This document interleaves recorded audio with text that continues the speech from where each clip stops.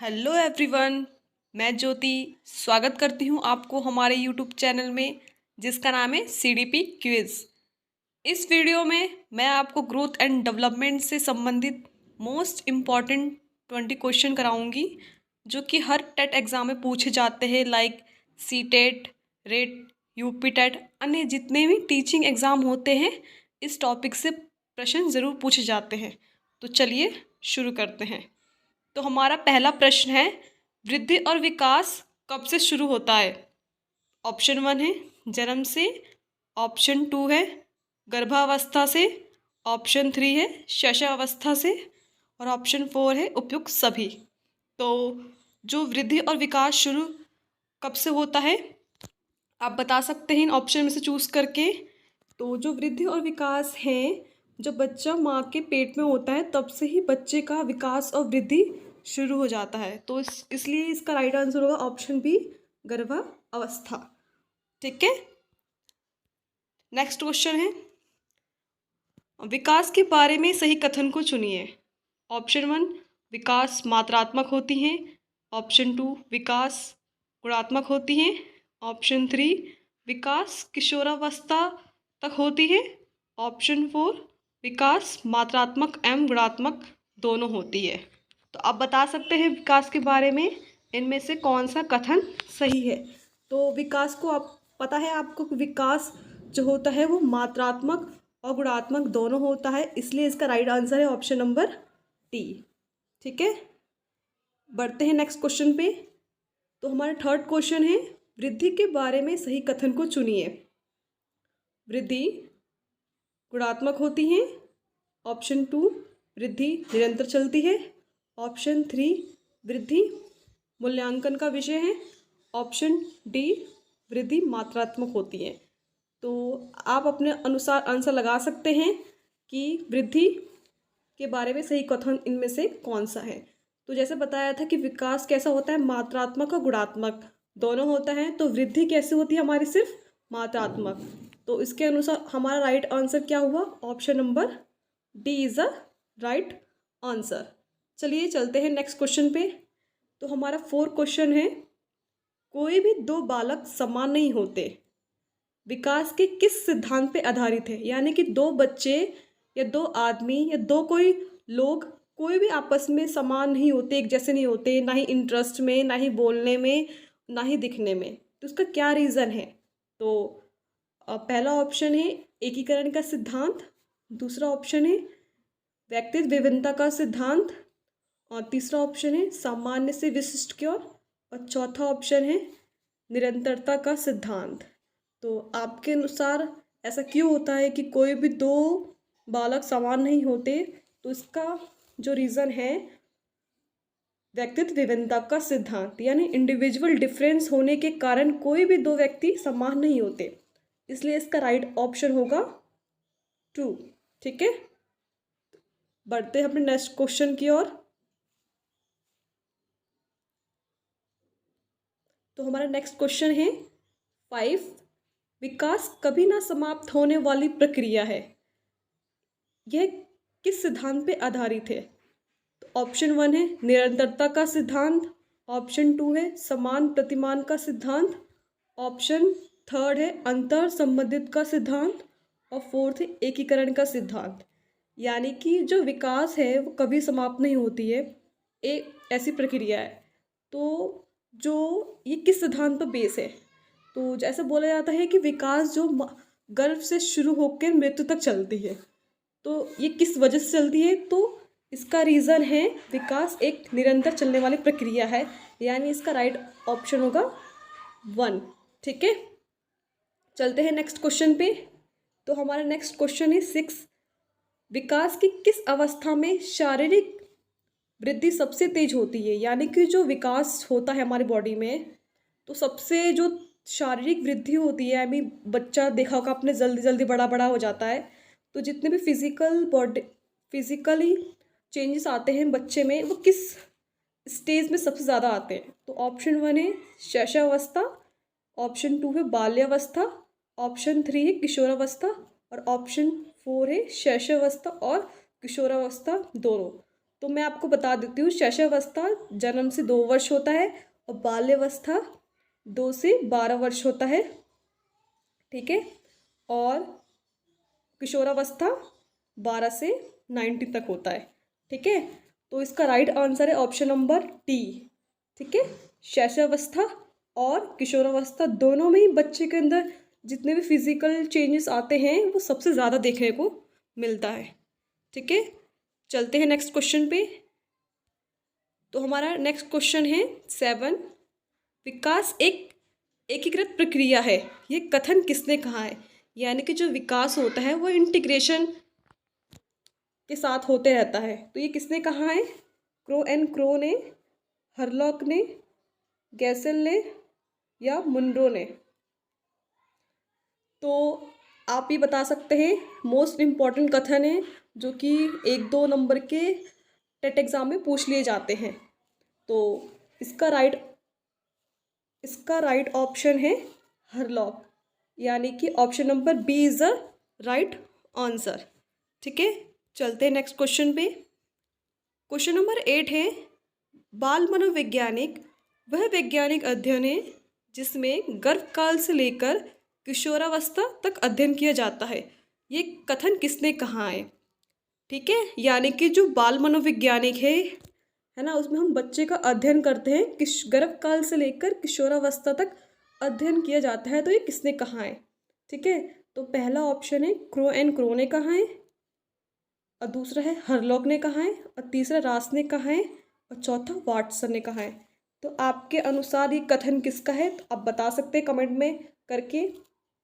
तो इसका right answer है 1, ठीक है। तो ये कथन किसने कहा है, क्रो ने। चलते हैं नेक्स्ट क्वेश्चन पे। क्वेश्चन नंबर 9 है, बालक का विकास सिर से पैर की ओर होता है, ये कथन ये किस सिद्धांत पे आधारित है। तो आपको बताना है कि जो बच्चे का डेवलपमेंट होता है वो सिर से पैर की ओर होता है, ये किस सिद्धांत पर बेस है। तो ऑप्शन 1 है सेफेलोकार्डो, एंड सेकंड है प्रॉक्सिमल डिस्टल, थर्ड एकीकरण यानी इंटीग्रेशन का सिद्धांत, और फोर्थ है समान प्रतिमान का सिद्धांत यानी यूनिफॉर्म पैटर्न एक फॉलो होता है।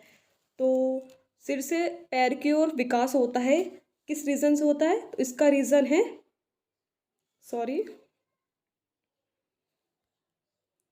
रीज़न है सेफेलोकार्डो, ठीक है। तो ऑप्शन इज द 1 इसका राइट आंसर है। चलते हैं नेक्स्ट क्वेश्चन पे। क्वेश्चन नंबर 10 है, शैशवावस्था का काल कितने वर्ष का होता है। जन्म से 2 वर्ष, सेकंड ऑप्शन है 2 से 4 वर्ष, थर्ड ऑप्शन है 4 से 6 वर्ष, और फोर्थ ऑप्शन है 3 से 5 वर्ष। आप सोच के बता सकते हैं कि शैशवावस्था जिसे इन्फेंसी काल बोलते हैं, तो ये कितने वर्ष का होता है। तो इसका राइट आंसर इज़ 1, यानी कि जन्म से 2 वर्ष के जो बच्चे होते हैं उन्हें शैशवावस्था के अंतर्गत रखा जाता है। बढ़ते हैं नेक्स्ट क्वेश्चन पे। तो नेक्स्ट क्वेश्चन है 10, जो पूर्व बाल्यावस्था का कार्यकाल कितने वर्ष का होता है। तो ऑप्शन 1 2 से 4 वर्ष, ऑप्शन बी 6 से 12 वर्ष, ऑप्शन सी 4 से 6 वर्ष, और ऑप्शन डी इज़ 2 से 6 वर्ष, ठीक है। तो पूर्व बाल्यावस्था कार्यकाल कितने वर्ष का होता है। ऑप्शन इज़ कौन सा ऑप्शन होगा आप सोच सकते हैं। तो option is right answer is D, यानी कि जो पूर्व बाल्यावस्था इसे बोलते हैं इंग्लिश में अर्ली चाइल्डहुड, जो इसकी एज होती है 2 से 6 वर्ष की होती है। तो आप याद रखिए इस क्वेश्चन को, कई बार पूछ लेता है। अगला क्वेश्चन है हमारा 12, उत्तर बाल्यावस्था का कार्यकाल कितने वर्ष का होता है। यानी कि अभी हमने अर्ली चाइल्डहुड बताया था, अभी इसमें क्वेश्चन में पूछ रहा है कि उत्तर बाल्यावस्था यानी लेटर चाइल्डहुड का हमें एज बतानी है कि किस कैटेगरी के बच्चे इसमें आते हैं, ठीक है, किस एज के। तो ऑप्शन इज़ 1 2 से 4, ऑप्शन 2 6 से 12 ईयर, और ऑप्शन 3 4 से 6 वर्ष, ऑप्शन 4 2 से 6 वर्ष के बालक। तो इसका राइट आंसर है उत्तर बाल्यावस्था बताना है, तो हमें कितना option is B is the right answer, 6 से 12 वर्ष के जितने भी बच्चे होते हैं वो उत्तर बाल्यावस्था में आते हैं। चलते हैं नेक्स्ट क्वेश्चन पे। नेक्स्ट क्वेश्चन इज हमारा 13 क्वेश्चन है, किशोरावस्था का काल कितने वर्ष का होता है? तो ऑप्शन 1 इज 10 से 15, ऑप्शन बी 12 से 18, ऑप्शन सी 12 से 19, ऑप्शन डी 12 से 20 वर्ष।